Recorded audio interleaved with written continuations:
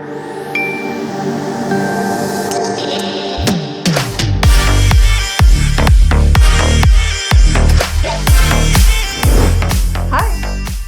to Career Talks with Sree. My name is Sreevidhya Santhosh and I provide unbiased guidance on higher education, premium institutes and entrance examinations.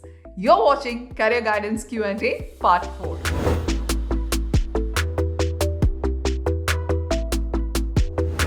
First question is from Anandu. He is asking whether plus 2 student can write civil service examination.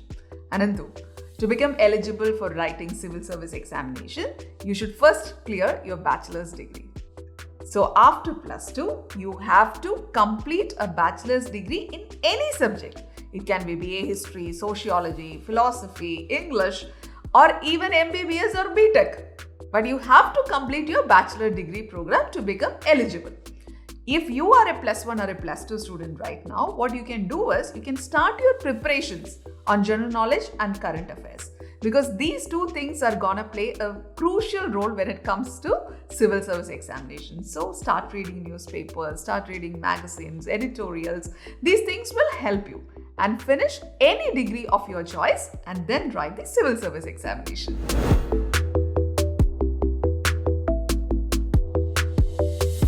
Shyam was asking about the higher study options and the job opportunities for students who are doing Bachelor in Chemistry. Shyam, by the time you do your Bachelor's in Chemistry, you should be able to understand whether you have keen interest in that subject or not. If no is the answer, you can switch to management careers. You can do your MBA and then proceed further accordingly. Or you can get into any generic courses like travel and tourism, mass media, communication, etc. But if you have got keen interest in the subject chemistry, then you can do a master's in that subject. You can either go for MSc in chemistry or MSc in industrial chemistry, polymer chemistry or biochemistry. There are so many subjects as such wherein you can specialize in your masters. So whatever your interest area is, you can specialize in that particular subject and then go ahead. You can start working as a chemist or you can work in research labs. After completing masters also, some people get into teaching, some people get into research. You have opportunities in different types of laboratories who does different sort of research. So anywhere you can get in and go ahead.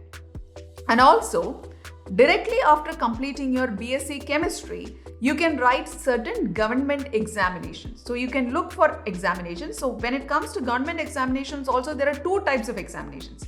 One is that can be written by people who have completed any degree. For example, civil service. It does not matter whether you have taken BSc Chemistry or not. It can be any subject. So those are called generic government examinations. So you can write those examinations and go ahead. Or you can write examinations which specifically ask for people who have completed a bachelor's degree in chemistry and then go ahead. These are the options in front of you.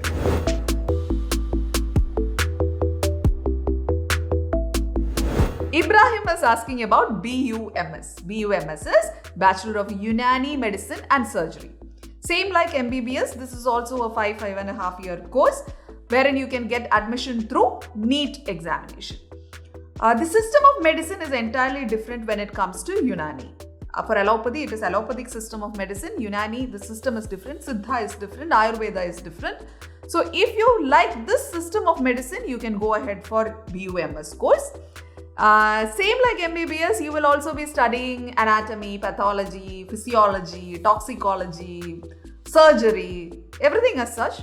The only difference is that the system of medicine is totally different. You will also be learning things like yoga when it comes to Unani. Unani system of medicine originated in Greece. So if you look into the syllabus also, the terms that they use for anatomy, physiology, pathology and all is little different. When it comes to anatomy, it is something like Tashrif ul Badan, something like that. Okay, I've heard it somewhere. So everything has got a very different name, but it does not mean that the anatomy that you learned in Unani is totally different from the anatomy, human anatomy that you learn in allopathic system of medicine. Anatomy is all the same, as you know. But the knowledge level that you get or the depth that you enter will be little different. That is the thing. And after completing Unani medicine, you can start practicing as a doctor, or you can even go for your higher studies. But if you ask me whether Unani system of medicine is as popular as allopathic, as you all know, it is not. Unani is mostly, it is like preventing the disease by having a healthy living. These system of medicines try to identify the root cause of a problem and they treat that root cause. In allopathic system, as you all know, when we go with a problem, we immediately get a medicine, and if we have a pain somewhere, we immediately get relieved because we are having some sort of a medicine. And further after that, probably like we do a detailed research on what has happened, we do a lot of tests and then go in detail. But Unani and all, it is not like that. It tries to identify what exactly the root cause of the problem is and tries to give medicines for that, which is mostly natural. That is the word that you should remember when it comes to system of medicines like Unani. It's a natural way of healing. The system believes that every human body has got the capacity to heal by itself. So that is how it works. If you are interested in studying these sort of things, please go ahead.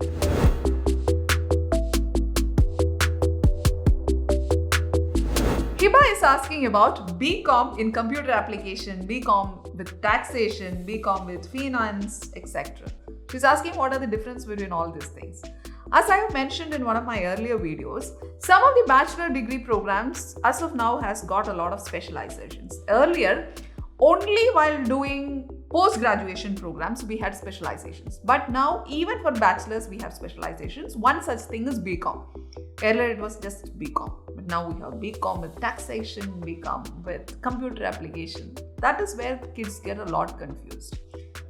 You don't have to get confused at all. Now, what is BCom? BCom is wherein you get an in-depth understanding about the financial systems. You will know how to manage the accounts of an organization, how to handle it, things like that. When it comes to a specialization subject like taxation, along with all these things, you will also learn taxation. When it is computer application, along with all other things, you get to learn a little more about computer application. That is it. It's not that when it comes to BCom computer application, all 3 years you will be learning a lot about computer application and you will get a deep specialization. Is nothing like that. It is just that you have one paper of computer application and you learn a little about it. That's it. So when it comes to job opportunities or higher studies, what I would suggest you is, you can always specialize in your master degree. It is not mandatory that you should have any sort of specialization in bachelor's, but you have a very clear vision that you want to become a tax expert. Then it is nothing wrong. There's nothing wrong in going ahead with BCom with taxation, or else you can go with generic BCom, and for your masters you can get specialized. Okay.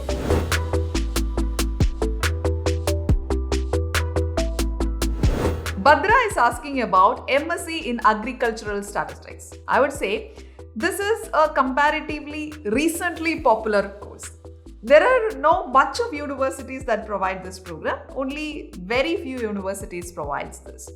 After completing an MSc in Agricultural Statistics, you can get into agricultural policy making. That is one option in front of you.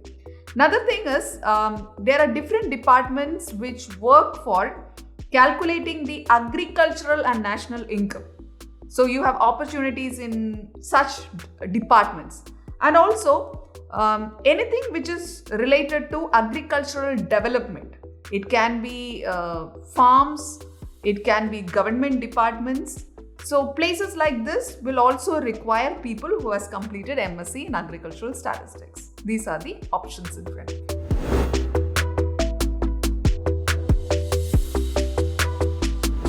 BASLP. This question is asked by Krishna Meera.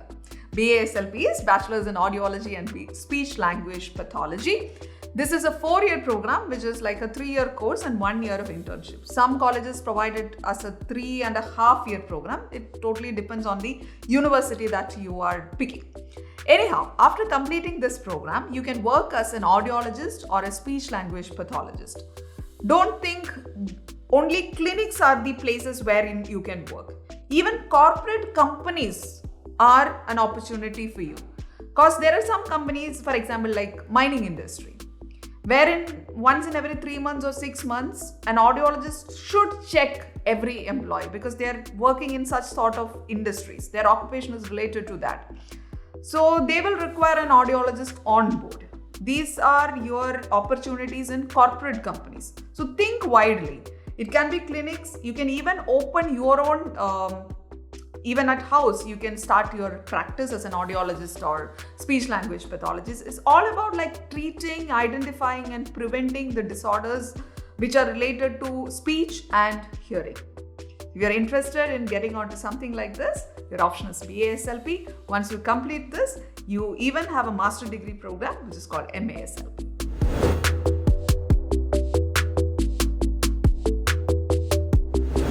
Abhivya, nice name. She wants to know about the scholarships that can be written while doing grade 12. One of the most important scholarship exam that you should keep in mind is KVPY, which is Kishore Vaijnanik Protsahan Yojana, that will help you get a fixed amount every month as well as help you in getting seats in some of the premium institutes like IISER. So KVPY is one exam. I know that this explanation is not enough for you to understand KVPY. I'm planning to do a detailed video on KVPY examination.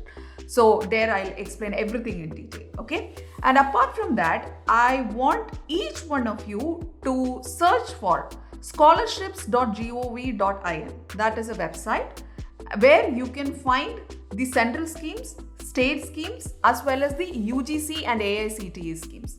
This site will definitely be of help to a lot of students. So if you are still not aware of this site, please check it, go through it so that you can know about all the schemes that are being provided by the central government as well as the state government. Hope this is of help to you. If you have any other queries regarding your higher education, please feel free to drop those questions as comments below this video so that I can pick those questions and answer the questions in an upcoming video. See you later. Bye-bye.